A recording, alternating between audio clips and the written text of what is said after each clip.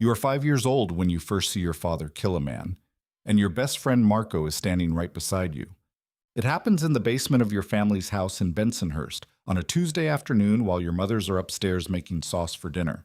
You and Marco have wandered down looking for your ball when you see your father standing over a man tied to a chair, blood pooling on the concrete floor like spilled paint.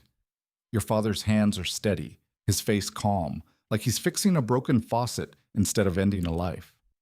He notices both of you in the doorway, and his expression doesn't change. "Go upstairs, boys," he says quietly. "Tell your mother's dinner will be late." You and Marco climb the stairs on unsteady legs, the metallic smell of blood following you like a shadow. That night, you eat dinner at the same table where Marco's family joins yours, as they do every Tuesday. Your fathers cut their steaks with the same hands that held knives an hour earlier, and your mothers serve pasta with sauce that tastes exactly like love. Marco catches your eye across the table, and you share a look that says everything and nothing. This is your first lesson together. Some things are never spoken about, but they are always understood. Marco's father works for your father, has since they were kids growing up on the same block, running the same streets, learning the same rules. Now their sons are doing the same thing, bound together by blood that isn't theirs, and loyalty that runs deeper than friendship. By age 10, you and Marco know the rules without being taught them. You know that certain men who visit your houses are treated with a reverence that borders on fear. You know that when your father's phones ring at 3 in the morning, they answer immediately and speak in code. You know that the neighbors cross themselves when they see your families at church, and that the priest's hand shakes slightly when he gives your father's communion. Your father begins teaching you both the business through small tasks. You learn to count money, to recognize the faces of men who owe debts, to understand the difference between respect earned and respect taken. Marco is better with numbers, better at remembering details. You are better at reading when someone is lying, better at making them afraid. At 15, you both stop pretending this is a normal life. Your father brings you to your first sit-down, a meeting in the back room of Gino's restaurant, where men with names like Sal the Fish and Tommy Two Times discuss territory disputes and debt collections. You sit quietly in the corner with Marco while they speak in euphemisms about taking care of problems and sending messages. After the meeting, your father's hand rests on your shoulder while Marco's father does the same to him. "You're both old enough now," your father says, "old enough to understand what this family really is." What this family really is, you learn together, is a machine that runs on fear and loyalty in equal measure. Your father explains the hierarchy, the rules, the consequences of breaking them. Marco asks careful questions about the business side, how much money flows where, who controls what territories. You ask about the violence, when it's necessary, how it's justified, why some men live and others die.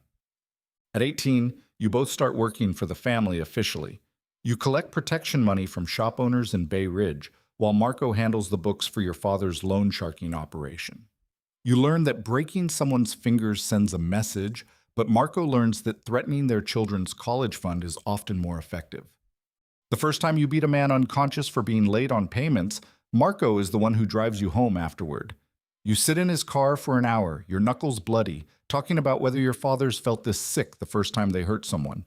Marco tells you it gets easier. He's right. At 22, you're both made in the same ceremony. You hold burning pictures of saints in your cupped hands while your fathers speak the words that will bind you to this life forever. Marco's eyes meet yours across the circle of men, and you see your own mixture of pride and terror reflected back at you. Your father dies of a heart attack when you're 28. At the funeral, Marco stands beside you as you accept condolences from men who feared your father and now need to decide whether to fear you. Marco helps you navigate the politics, the alliances, the delicate balance of power that keeps the family functioning. By 30, you're running your own crew with Marco as your lieutenant. You control gambling operations in 3 neighborhoods, a loan sharking business that brings in $50,000 a month, and a construction company that exists primarily to launder money. Marco handles the financial side while you handle enforcement. You trust Marco with everything because he's earned it 1,000 times over. When rival families try to move into your territory, Marco is the one who gathers intelligence on their operations. When the FBI starts investigating your construction company, Marco is the one who suggests which records to destroy and which lawyers to hire. What you don't know is that Marco's 8-year-old daughter was diagnosed with leukemia 2 years ago. What you don't know is that her medical bills have bankrupted him despite his earnings from the family. What you don't know is that when FBI agent Sarah Chen approached him outside the children's hospital, she didn't threaten him. She offered to help. At 35, you become a capo, and Marco remains your most trusted advisor. You've survived 2 wars with rival families and a federal investigation that sent 6 other capos to prison. You attribute your survival to careful planning and Marco's intelligence network. You don't realize that Marco has been feeding information to Agent Chen for 3 years, carefully selecting which operations to expose and which to protect. Marco never betrays anything that would directly harm you. He gives up rival families, corrupt cops, drug dealers who aren't part of your organization. He tells himself he's protecting you by giving the FBI other targets. He tells himself his daughter's life is worth more than his oath to the family. By 40, you're the underboss, second in command of a family that controls half of Brooklyn. Marco is your consigliere now, your most trusted advisor. You share everything with him, every plan, every secret, every moment of doubt that keeps you awake at night. When you're planning the elimination of a rival capo, Marco is the one who suggests the location. When you're worried about FBI surveillance, Marco is the one who recommends which phones to use. Marco has been wearing a wire for 6 months.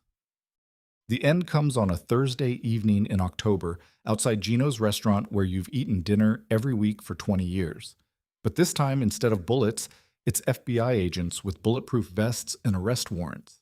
They know exactly where to find you because Marco told them exactly where you'd be. As they push you against the car and read you your rights, you see Marco standing across the street, watching. For a moment, your eyes meet, and you see something in his face that you've never seen before. Relief mixed with shame. Later, in the holding cell, Agent Chen explains everything. Marco has been cooperating for 5 years, wearing wires to family dinners, recording conversations in your own home. Every secret you shared, every plan you made, every moment of trust between you, all of it was being transmitted to people who wanted to destroy everything you'd built. He never wanted to hurt you, as Agent Chen says. He tried to protect you as much as he could, but his daughter needed treatment that cost more than he could steal, and we offered him a way to save her life. You learn that Marco's daughter is alive, healthy, attending a private school in Oregon under a new name. You learn that Marco and his family are in witness protection, living in a house that the government bought with the money they saved by not having to investigate your organization for another decade. You die in prison 12 years later, not from violence or betrayal by enemies, but from the slow poison of understanding. Marco didn't betray you for money or fear or revenge. He betrayed you for love. The same love that made you trust him completely, the same love that made him try to protect you even while destroying you. The 5-year-old boy who stood beside you in that basement, who shared your first glimpse of what this life really was, who became your brother in everything but blood. He chose his real family over his chosen one. The last thing you think about is that day in the basement, when you and Marco learned together that some things are never spoken about but always understood. What you never understood was that love makes people do terrible things, and sometimes the most terrible thing is choosing who deserves to live.